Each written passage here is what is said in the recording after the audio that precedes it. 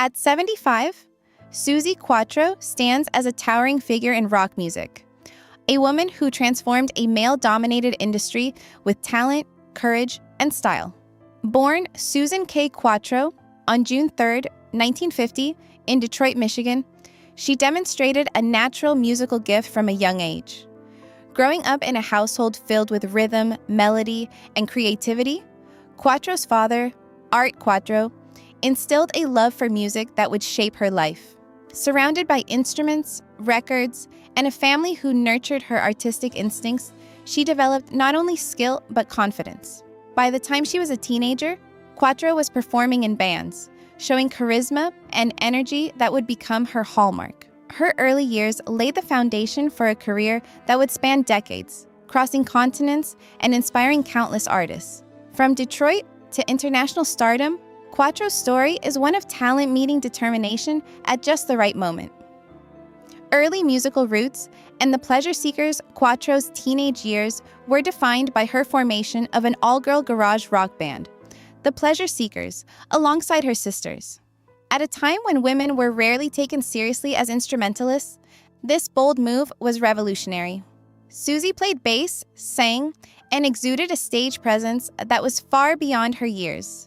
The Pleasure Seekers became a stepping stone, not just for Quatro, but for female musicians striving for recognition. Their performances reflected both youthful energy and a determination to challenge the norms of rock music.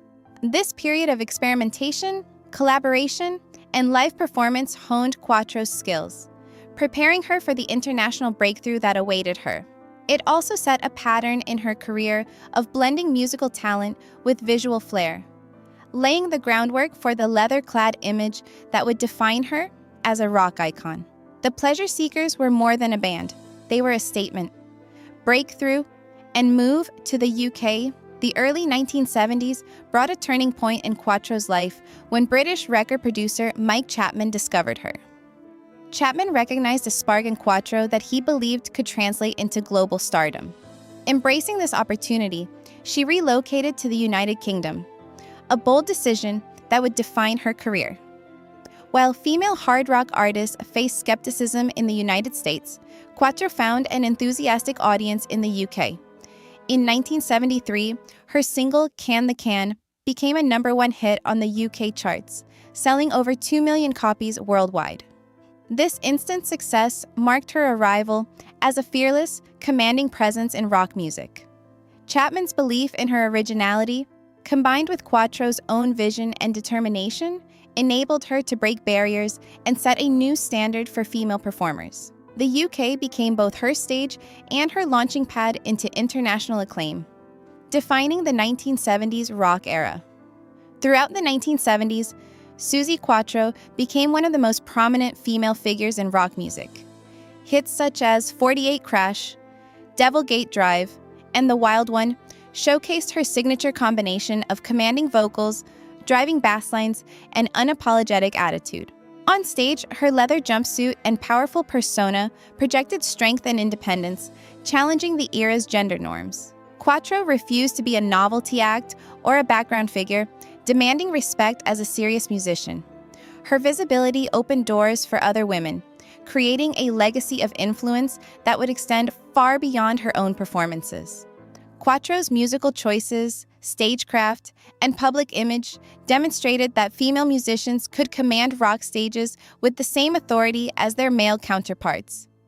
By blending technical skill, charisma, and determination, she transformed the landscape of rock music for generations of artists. Hollywood and cross-media success Quatro's talents extended beyond music. In the mid-1970s, she became known to American audiences through her role as Leather Tuscadero on the hit sitcom Happy Days. The character allowed her to display charisma and stage presence in a new medium while remaining true to her rock identity. This crossover introduced her to a broader audience and highlighted her versatility as an entertainer.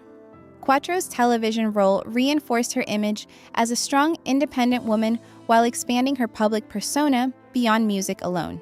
By successfully navigating both music and acting, she demonstrated the ability to connect with audiences on multiple levels. Her work on television was not a departure from rock. It was an extension of her artistry, blending performance, personality, and musical credibility. Quatro became more than a singer, she was a multi-dimensional cultural icon, inspiring generations of female rockers.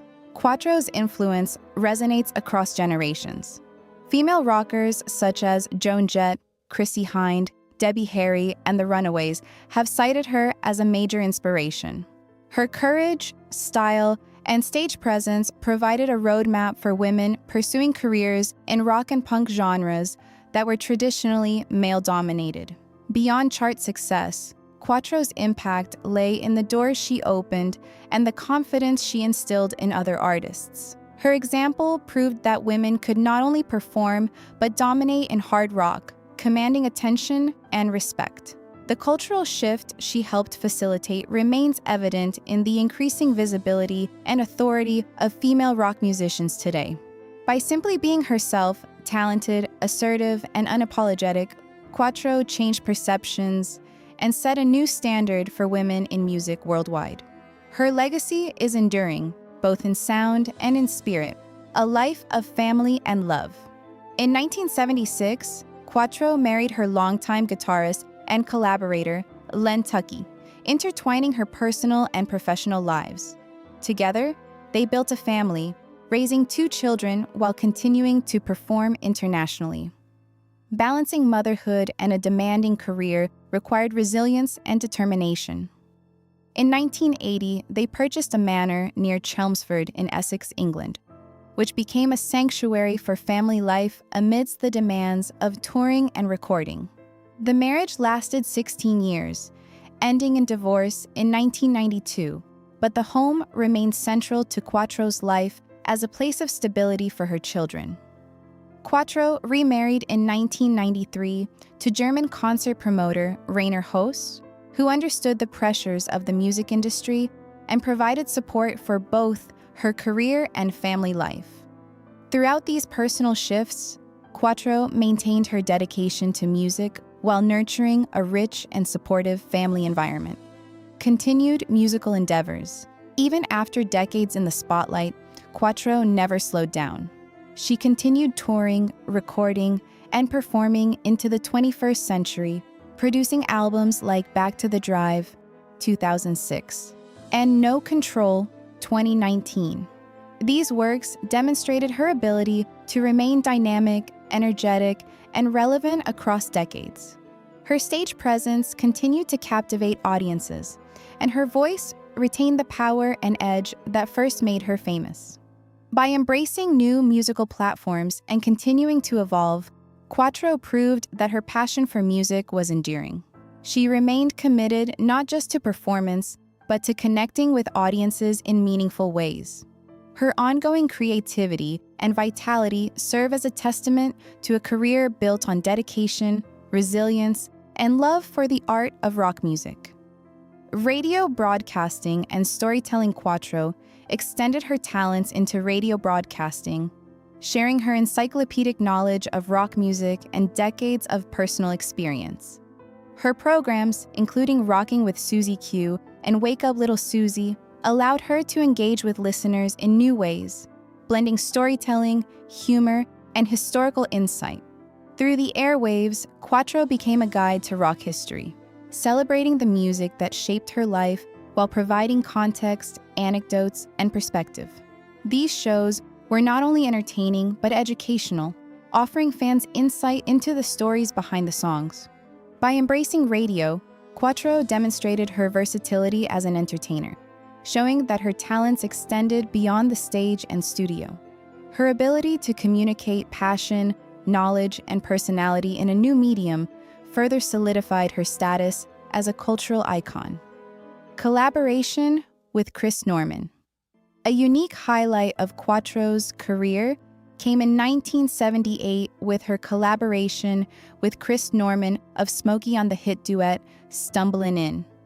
Neither expected the song to become a global sensation, yet it reached number 4 on the Billboard Hot 100 in the United States and remains celebrated decades later. Quatro recalls the studio sessions with Norman as effortless, filled with mutual respect and humor. Their professional chemistry was natural, grounded in shared artistry rather than ego. Despite speculation, the connection between Quatro and Norman was purely platonic and musical, though deeply meaningful. The duet allowed Quatro to showcase a softer, more vulnerable side while maintaining her signature strength. Stumblin'in became both a career milestone and a testament to the power of collaboration between two artists who shared vision, professionalism, and a genuine love for music. Lasting friendship and reflection. Even today, Quatro and Norman remain friends, reconnecting for interviews and anniversaries of their hit. She cherishes the ease and camaraderie they shared in the studio, calling it rare and special. Reflecting on the duet, Quatro notes its enduring appeal. It captures the uncertainty and excitement of love, resonating with listeners across generations. For her, the song is more than a chart success. It is a reminder of the timeless power of music and collaboration. I will always be the leather-clad rocker with the bass guitar, Quatro reflects. Yet millions also know her as the voice of Stumblin'in, a softer, collaborative side of her artistry. This duality illustrates her versatility, her ability to connect emotionally with fans, and the lasting significance of her work. Conclusion: a legacy of strength and inspiration. At 75, Suzi Quatro's legacy is monumental. She broke barriers for women in rock, inspired generations of musicians, and proved that talent, perseverance, and individuality could reshape the music industry. From Detroit to the UK, from television to radio, and from chart-topping hits to timeless duets, her career has spanned decades and continents. Her collaborations, family life, and personal evolution demonstrate a rare balance of professional excellence and personal authenticity. Quatro's story is one of courage, resilience, and relentless creativity, proving that age is no barrier to influence or artistry.